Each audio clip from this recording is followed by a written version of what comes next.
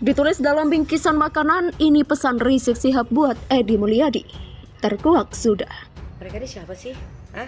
Kalau menurutnya ini hanya segerombolan manusia-manusia rakus, ya, manusia-manusia rakus yang selalu membuat kegaduhan di negara ini. Yang anggap mereka itu adalah sampahnya negara, ya. Tidak benar mereka itu bela Islam, itu tidak benar karena mereka itu motivasinya itu bukan bela agama, ya. Kita diminta oleh syariat kita, yakni Islam ini, untuk selalu husnuzon terhadap segala ketentuan yang telah ditetapkan oleh Allah Subhanahu wa Ta'ala. Alhamdulillah ala kulli syai', alhamdulillahi rabbil alamin. Pada akhirnya saudara kita, pengemban dakwah pejuang Islam, Bang Edi Mulyadi, karena aktivitas dakwahnya menyampaikan kalimatul haq indal sultanin jair, menyampaikan kebenaran di hadapan penguasa yang zalim, dapat kriminalisasi, dicari-cari kesalahannya. Ormas terlarang yang terlibat dengan propaganda Edi Mulyadi adalah Hizbut Tahrir Indonesia atau HTI yang sudah dibubarkan dan dilarang oleh pemerintah sejak tahun 2017. Jejak HTI di kasus Edi Mulyadi ini diungkap oleh mantan pengurus HTI yang pernah menjadi ketua HTI Babel, anti Pancasila, dan menyebarkan fitnah dan kebencian kepada pemerintah. Ini memang rasisnya keterlaluan, karena jelas-jelas dia menimbulkan fitnah yang berbau sara dan berpotensi menimbulkan kerusuhan sosial. Saya tidak tahu agenda siapa yang dibawa Edi, yang jelas satu, berpotensi menimbulkan kekisruan di negeri ini, menimbulkan kegaduhan. Yang kedua, jelas ada unsur sara yang sangat nyata.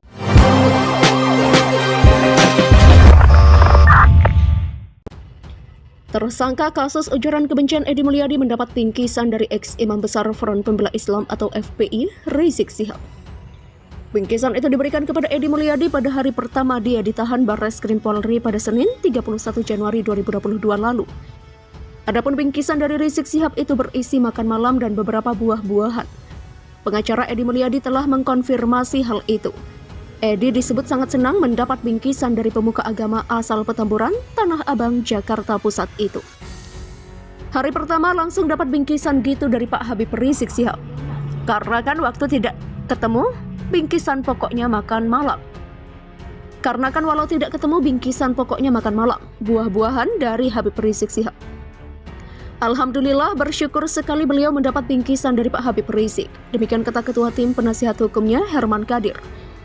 Sementara itu, pengacara Edi Mulyadi lainnya, Juju Purwanto, mengatakan Edi Mulyadi tidak hanya mendapat bingkisan dari Rizik Syihab. Bekas calon legislatif dari Partai Keadilan Sejahtera atau PKS itu ternyata mendapat pesan dari Rizik Syihab. Pesan itu ditulis dalam secari kertas dalam bingkisan makanan tersebut. Dalam pesan itu, kata Juju, Rizik Syihab meminta Edi Mulyadi tetap sabar dan tabah menjalani hukumannya. Ada tulisannya, ada di kertas kresek, kita sedih juga.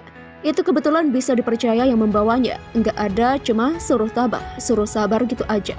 Tulisan aja di plastik kreseknya, demikian tuturnya.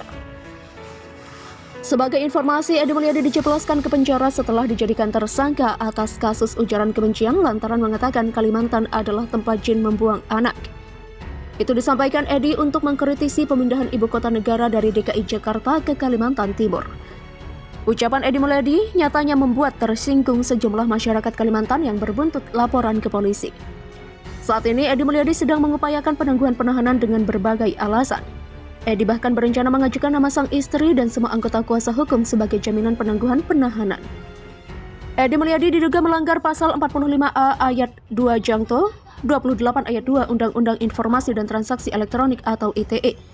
Kemudian pasal 14 ayat 1 dan 2 KUHP Jangto pasal 15 Undang-Undang Nomor 1 Tahun 1946 tentang Peraturan Hukum Pidana dan pasal 156 KUHP. Jejak Rizik dibongkar tanpa ampun. Diduga kuat terafiliasi dengan jaringan teroris. Siap-siap aja. Politikus Partai Solidaritas Indonesia atau PSI Muhammad Guntur Romli mengaku ex-imam besar Front Pembela Islam atau FPI Rizik Syihab diduga kuat terafiliasi dengan jaringan terorisme ISIS. Itu sampaikan Guntur Romli berdasarkan pengakuan seorang saksi berinisial AM yang dihadirkan dalam lanjutan sidang lanjutan kasus terorisme yang menjerat Munarman. Anak buah Giring Ganesa itu mengatakan dalam kesaksiannya, AM mengaku pembayatan anggota ISIS di Makassar didasarkan pada instruksi dari ceramah Rizik pada tanggal 17 Agustus 2014 tentang ISIS. Pengakuan saksi ini, lanjut Guntur Romli, bisa menjadi pijakan baru bagi pihak kepolisian untuk mengusut keterlibatan Rizik Syihab dengan jaringan terorisme. Kesaksian itu sangat penting, bisa menjadi bukti baru dugaan keterlibatan Rizik dengan jaringan terorisme. Demikian kata Guntur. Penekanannya pada kalimat saksi AM, kami mengikuti dari instruksi beliau dari ceramah tersebut. Demikian, artinya Laskar FPI yang terlibat waktu itu memahami secara langsung ada instruksi dari ceramah Rizik untuk bergabung dengan ISIS. Demikian katanya menambahkan. Tidak hanya itu, dalam kesempatan tersebut Guntur Romli juga memperlihatkan dokumen tertulis yang disebut maklumat FPI tentang ISIS tertanggal 11 Syawal 1435 Hijriah atau 8 Agustus 2014. Terdapat 5 poin dalam maklumat tentang ISIS yang ditandatangani oleh Muhsin Alatas sebagai Ketum FPI, Ja'far Siddiq sebagai Sekum FPI, dan Rizik Syihab sebagai Imam Besar FPI. Pertama, dukungan dan kesetiaan FPI bagi terbentuknya negara Khilafah Islamah Internasional Alamiah, kata Guntur Romli membacakan poin dalam maklumat tersebut. Kemudian pada poin kedua, lanjut Guntur Romli, FPI juga mengaku mendukung gerakan teroris di dunia seperti Al-Qaeda di bawah pimpinan Ayman As-Zawahiri dan pasukan Muhammad Al-Jawlani dan pasukan Abu Bakar Al-Baghdadi yang kemudian mendirikan ISIS. Tujuan FPI bagi terbentuknya negara Khilafah Islamiyah terafirmasi dalam ADART FPI dan dukungan Rizik pada ISIS sejak tahun 2014 menjadi bukti nyata, menjadi bukti kuat dan sebagai pertimbangan NKRI membubarkan FPI pada akhir tahun 2020. Demikian ucapnya. Di sisi lain, Guntur Romli juga mengungkit kembali ceramah Rizik Syihab yang menyinggung ISIS. Ceramah itu pernah viral di media beberapa tahun lalu. Kalau pemerintah zalim, tentara jahat, polisi jahat, main tangkap, main tembak, rakyat hartanya dijarah, tanahnya dirampas, syariat Islam disingkirkan. Saya mau tanya, besok perlu ada ISIS tidak? Demikian kata Guntur menirukan ceramah Habib Rizik. Dengan bukti-bukti yang dipaparkan di atas, Guntur Romli mengatakan bahwa kuat dugaan Rizik Syihab mendukung gerakan teroris dan berafiliasi dengan kelompok-kelompok berbahaya itu. Untuk itu dia meminta polisi segera turun tangan mengusut hal ini.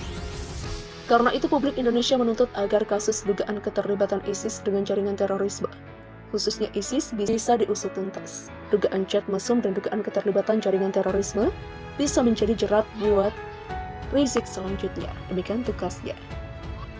Minta polisi bongkar tuntas kasus terorisme. Guntur Romli, biar Rizik Syihab dipenjara lagi. Politikus Partai Solidaritas Indonesia atau PSI, Muhammad Guntur Romli membongkar dugaan keterlibatan Habib Rizik dalam jaringan terorisme. Dugaan keterlibatan Rizik Syihab dalam jaringan terorisme terungkap dari keterangan AM saat menjadi saksi kasus terorisme dengan terdakwa mantan Sekretaris Umum FPI Munarman. AM mengatakan acara pembayatan anggota kelompok teroris ISIS di Makassar pada 24 Januari 2015 yang juga dihadiri oleh Munarman merupakan instruksi dari ceramah Rizik. Untuk menipu publik, acara pembayatan berkedok acara seminar. Ada 3 pemateri yang datang, salah satunya Munarman. Demikian ucap Guntur Romli di kanal YouTube Cokro TV pada Jumat 4 Februari. Menurut Guntur Romli, dari kesaksian AM diketahui bahwa pembayatan anggota ISIS di Makassar didasarkan pada instruksi dari ceramah Rizik pada tanggal 17 Agustus 2014 tentang ISIS. Rizik menegaskan lahirnya ISIS karena kezaliman pemerintah, seperti halnya lahirnya FPI. Kesaksian itu sangat penting, bisa menjadi bukti baru dugaan keterlibatan Rizik dengan jaringan terorisme. Demikian kata Guntur. Ia mengatakan sudah banyak petunjuk sebelumnya terkait dugaan keterlibatan Rizik dalam jaringan terorisme, baik melalui dokumen maupun ceramah Imam Besar FPI itu. Penekanannya pada kalimat saksi AM, kami mengikuti dari instruksi beliau dari ceramah tersebut. Artinya Laskar FPI yang terlibat waktu itu memahami secara langsung ada instruksi dari ceramah Rizik untuk bergabung dengan ISIS. Demikian kata Guntur.